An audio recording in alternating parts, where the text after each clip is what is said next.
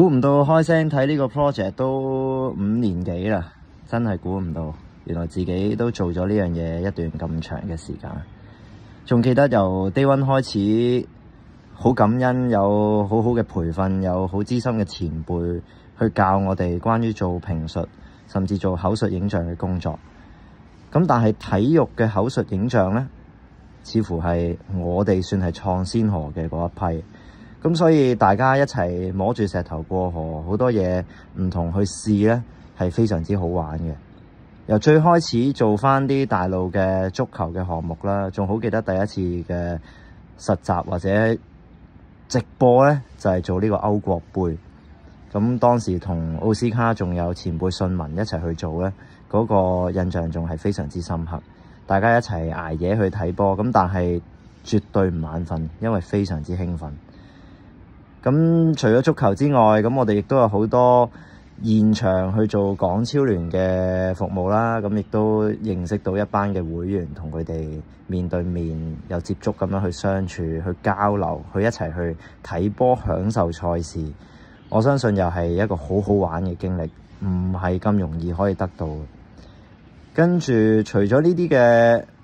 活動之外，開聲睇仲帶我哋探索咗好多唔同類型嘅活動，你冇估到要去評述到嘅活動，例如就係體操啦、彈網就係其中一個我好深刻，亦都係非常具挑戰性嘅評述項目。咁所以唔係開聲睇咧，都冇機會去了解，甚至去評述嘅。咁當然仲有好多好多唔同嘅項目，譬如七欖啊、排球啊、羽毛球、乒乓波嗰啲。去到後期，越嚟越多奇怪、搞笑、有趣嘅嘢，係有開聲睇去做評述，亦都帶到俾一班會員嘅，例如保齡球啊、飛鏢啊，甚至打機 LF2 啊，真係而家諗翻轉頭呢，係好不可思議㗎，去評述呢啲項目，但係都帶到俾自己好多經驗咯。所以整體嚟講，我對呢個開聲睇成個嘅歷程，我係好感恩。尤其我自己最終可以做到一個奧運主持喺電視上面俾大家見到，開聲睇係一定係其中一個好重要嘅原因，好重要嘅力量去令到我可以做到呢個奧運主持。所以真係要多謝開聲睇。Hello， 大家好，我係0號仔 Freddy 啊。要講到開聲睇呢5年間嘅經驗感受，實在太多嘢講唔晒。總括嚟講就係大癲，巨癲 is another level of 癲。因為真係開聲睇係改變咗我人生嘅軌跡，令我可以從多方面去有新嘅挑戰，亦都有新嘅體驗。咁啊，簡單由睇體育賽事，可能之前我都係主要留意足球，但係開聲睇帶俾我哋好多一啲以往可能係僅僅係知嘅運動。咁譬如好似七欖咁樣，咁我哋以往就冇可能自己有機會會入到現場去欣賞。咁但係開聲睇俾咗呢個機會我啦。咁跟住可能又有lacrosse 啦。咁甚至乎之後有，雖然我冇講到嘅，但係譬如呢個跳彈床啦，仲有甚至乎可以講翻主流足球，有機會同到我連我自己嘅閒餘有嘅興趣去講女足，我都冇機會可以接觸到我哋傳奇嘅港隊嘅隊長陳詠詩。反而前排就因為想教大家點樣去幫港隊打氣，而有機會同到陳詠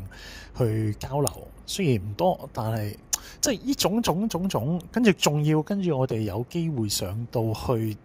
電視台，去以其中一個聲道嘅身份嘅評述員身份去講賽事俾大家聽。咁跟住又有機會去到而家啟德體育園，係有我哋專屬嘅口述影像嘅房間，係同好似其他電視嘅旁述一樣，去為大家做緊即係作為其中一種嘅旁述嘅形式嘅一種評述員嘅身份，係呢一種嘅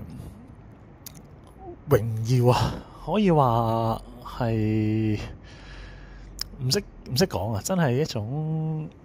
冇想像過啦，真係由始至終都冇想像過。咁但係雖然咁樣講，但係我由一開始到呢一刻為止，雖然大家可能形容我哋係提供口述影像服務，會去咁樣形容，但係我真係到而家都係覺得我唔算係一個服務嘅提供者嚟嘅。我一路個身份都係，特別係一開始好掛住嘅時間，就係當初我哋係一齊去到現場同佢哋去睇港超嘅時候，我哋係可能係坐埋2-3排，咁我哋一齊去講賽事嘅時間，佢哋一班視障嘅朋友係會即時俾到反應，我哋有回饋，大家會有傾有講，好開心啊！我哋講啲笑話嘅時候，可能佢哋又有回應，咁甚至乎佢哋又會俾翻一啲好搞笑嘅反應，我哋係好似真係同朋友一齊去睇波咁。呢個亦都係重新令到我去認知啊，原來雖然視障朋友喺行動或者係一啲能力上係有唔方便嘅地方，但係唔等於佢哋係有好多嘢做唔到咯，反而係令我更加清楚明白到佢哋有幾咁厲害咯。好記得譬如我哋阿國斌呢位真係體育王嚟嘅，即係佢嗰個百科全書級別嘅運動知識嘅儲存量啦，由可能7幾年即係嘅足球啊，球員球星，哇，去到其他運動，譬如講羽毛球佢又得嘅，講網球佢又識嘅，F1 又清楚嘅，哇！你真係好似百科全書咁犀利嘅，你只要講運動咧，就一定有計吹到出嚟。甚至乎，我覺得佢係我認識嘅人當中甚至乎比起德能前輩咧，佢嗰個可能喺個運動員嗰個字典記憶上面咧係更加厲害。咁但係講到德能前輩，都非常之感謝佢由一開始係即係有份去創立去呢個計劃，去到一路慢慢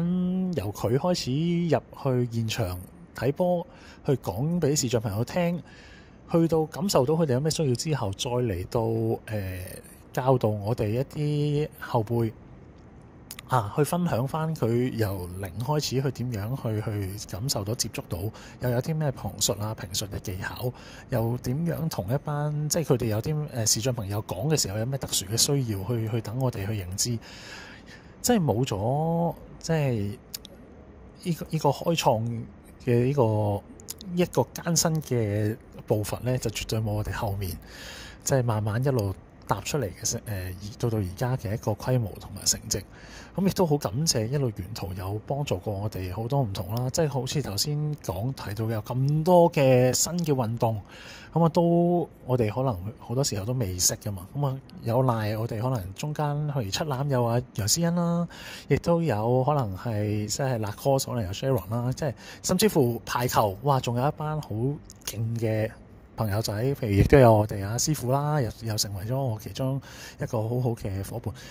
同埋第一屆其他嘅朋友仔，我哋特別係即係哇！但係呢個一個 family，即係帶咗太多嘢俾我，分享唔晒，好感謝開聲睇。希望我哋一路會繼續努力，做得更加好。咁亦都最緊要其實就係不忘初心。希望喺評述，即係作為口述影像呢種形式嘅評述上面，我哋係繼續去發揮到我哋嘅專業性喺度。好啦，分享到呢度咁多啦，希望開聲睇繼續長做長有啦，希望亦都繼續有機會同一班好朋友入現場去睇波，一齊去玩，一齊去感受呢個體育運動。Thank you，感謝開聲睇。